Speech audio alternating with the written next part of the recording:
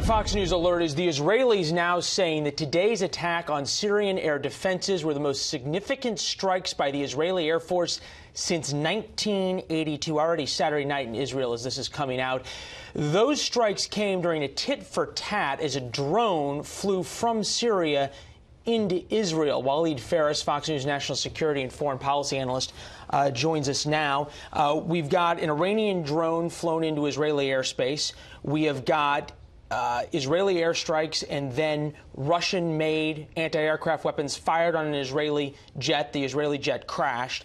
And we've got massive Israeli military strikes now. We can have a war? It is a war already, and it has to be stopped. And the reason is that the Iranians are taking the lead. The Russians are very nervous about that.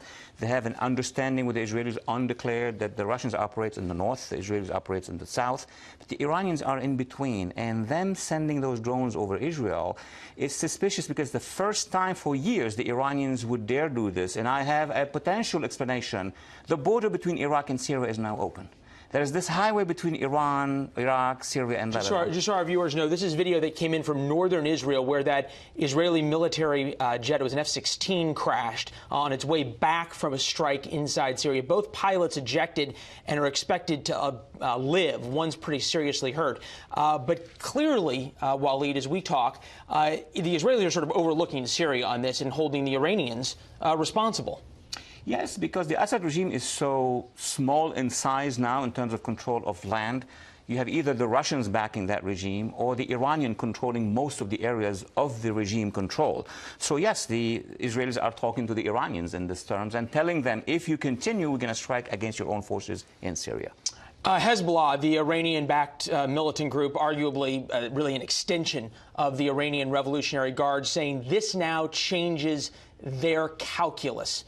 What does that mean? Is it an empty threat or one the Israelis should take seriously? No, definitely seriously. I mean, Hezbollah can mobilize across the southern border of Lebanon, as you know, into northern Israel. It all depends really not on Hezbollah. It depends on what is the Iranian plan. Why are they so active now?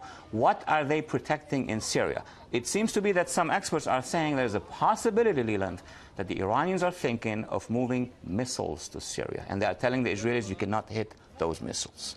Well, telling the Israelis you can't hit something hasn't really worked in the past.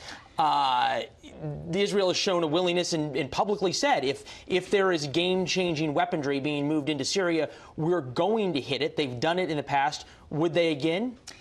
What has changed is that the Iranians now are able to bring those missiles across the land into Syria, something that did not happen before. And the Israelis were more comfortable hitting against Syrian or Hezbollah targets. Now you have the Iranians bringing those weapons, and you have, as you just mentioned, the Russians present with their own missiles. So that is a lot of food for thought for the Israelis and their allies, the United States. Well, clearly the Israelis did not hesitate today.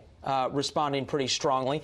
And now with those air defenses taken out, have a little bit more leeway to act. But as you point out, this sets up not a good and pretty combustible situation. Walid, thanks very much. More on this later in the show.